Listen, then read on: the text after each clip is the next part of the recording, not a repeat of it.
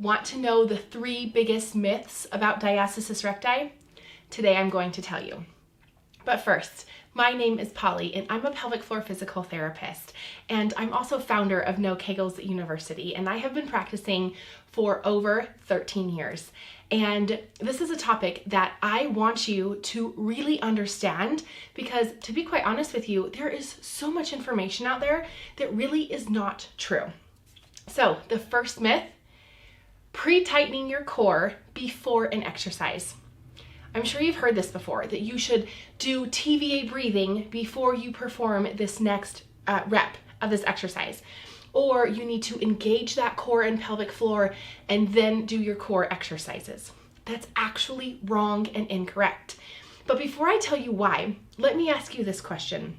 Before you do a bicep curl, do you try to contract that muscle first and then do a bicep curl? No way. Before you do a squat, do you squeeze your glutes first and then try to do the squat? No way. Why? Because that's not how the muscle works. The muscle lengthens and shortens and moves throughout this entire range of motion.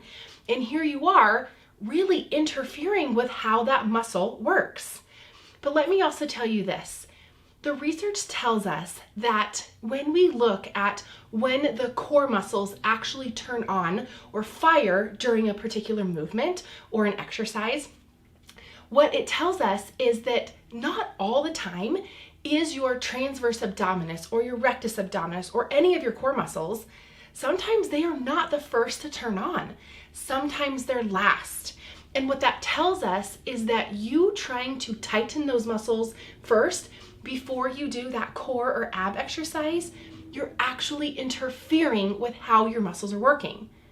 Which is crazy, right? Because the reason that you're doing this core exercise or ab exercise to begin with is to get stronger, not to interfere, but without realizing it, you are. So the myth is you do not need to engage your core before you do a core exercise or before you do a certain rep. You don't need to. Your body knows what to do. It just might need a little bit of help.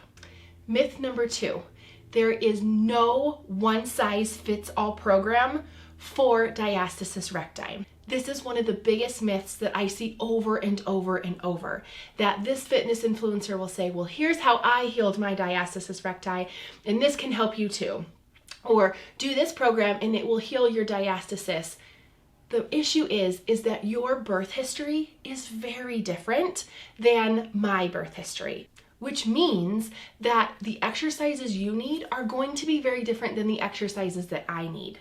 I had a C-section, and so my exercises should look different than yours who had a vaginal delivery. Another reason is that your genetics and how you create scar tissue and your levels of collagen and how you heal is going to be different than mine because our genetics are not the same.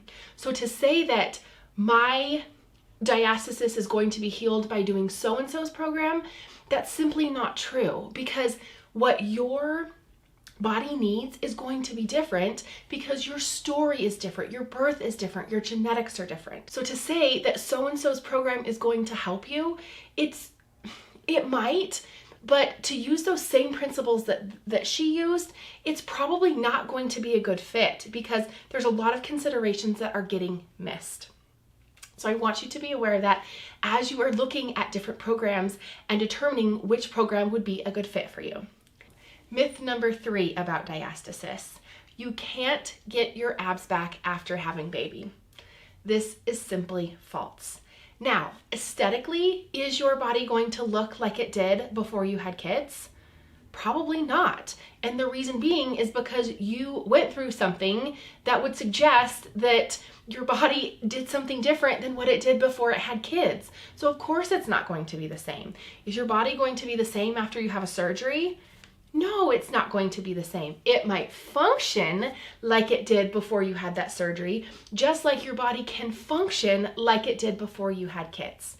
Now, this piece is probably one of my most favorite pieces of good news to share with my patients and clients, and that is you can actually be stronger than what you were before you had kids. Isn't this the best news? I think so many times that we just are under the impression that, oh yeah, my body can't be what it used to. Well, again, that would suggest that you never had kids. But I also think that there's a lot of misunderstanding about how to go about getting our body or our muscles back to how they were before. And in fact, many of my patients and many of my clients have said to me, I am stronger now after having kids than when I was in college when I played sports.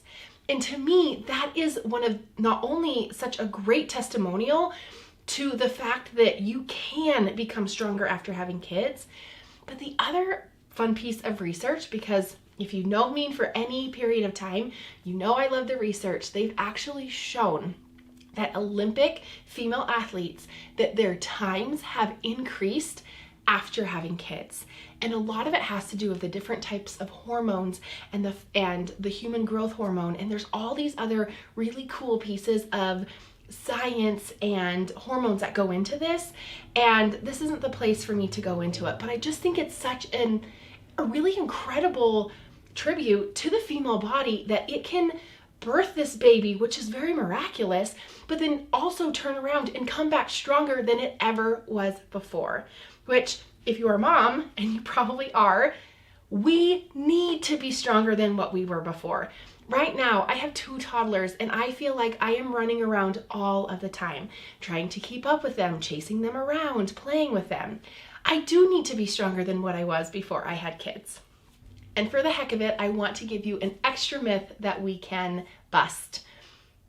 Diastasis recti is a problem. And that is simply not true. So to say that diastasis recti is a problem, I just really disagree with that for a couple of different reasons. Number one, just because some of our muscles pull apart and separate, it doesn't necessarily mean that they can't be strong if they didn't separate. And here's how I know this. There's actually a lot of people running around with diastasis who haven't had babies, and there's even men that have diastasis. So my suggestion to you is to consider that diastasis recti is really just an opportunity for you to become stronger, to ensure that your body is doing exactly what it needs to. And to me, that is really great news. I have diastasis recti and I am not scared of it. In fact, to me, it tells the story that I was able to conceive 2 beautiful babies. And you know what? My core is stronger now than what it was before, and I've had 2 C-sections. And I don't tell you this to brag, but I tell you this to give you hope.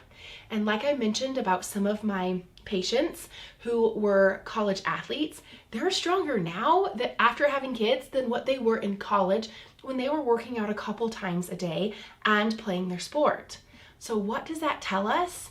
That our female body is capable of so many different things, and that diastasis recti really isn't a problem, and that in fact we can become stronger. And there are ways to do this. And with that, I would like to invite you to take a look at my program, Diastasis Recti 101. And I know I just got done telling you that there's not a one-size-fits-all program. And that's what makes this program different.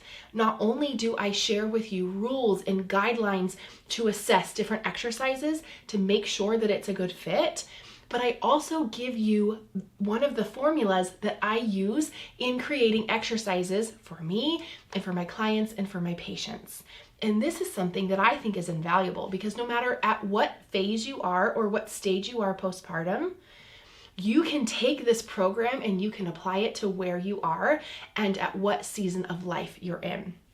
This program also goes through more myths and gives you more education of the truth and the research behind what we know about diastasis recti. Because to be quite honest with you, a lot of the information, in fact, the majority of the information that I see other fitness influencers or providers sharing about diastasis recti, it's simply not true, and the research is not there to back it up. And to me, that is very disheartening, which is why I have taken Diastasis Recti 101, one of my programs inside No Kegels University, and I have revamped it with the most latest and up-to-date research to give you the correct information. Because the way I see it, you deserve to have the proper postpartum education. I would also like to invite you to join my group, No Kegels University Sorority, where there are monthly trainings, there's pelvic floor and core exercise suggestions and challenges, and oftentimes early bird discounts to some of my programs and other plans that I offer throughout the year. And No Kegels University Sorority is free to you. And if you have no idea where you should start and are confused, then check the description box below and fill out the Your Pelvic Floor's Next Step form, or you're welcome to schedule a Your Pelvic Floor or Core's Next Step call with me, where you and I can sort out what is the next best step for you. Because no two bodies are the same. And with that, remember, you're an heiress and a queen and everything in between. See you in the next one.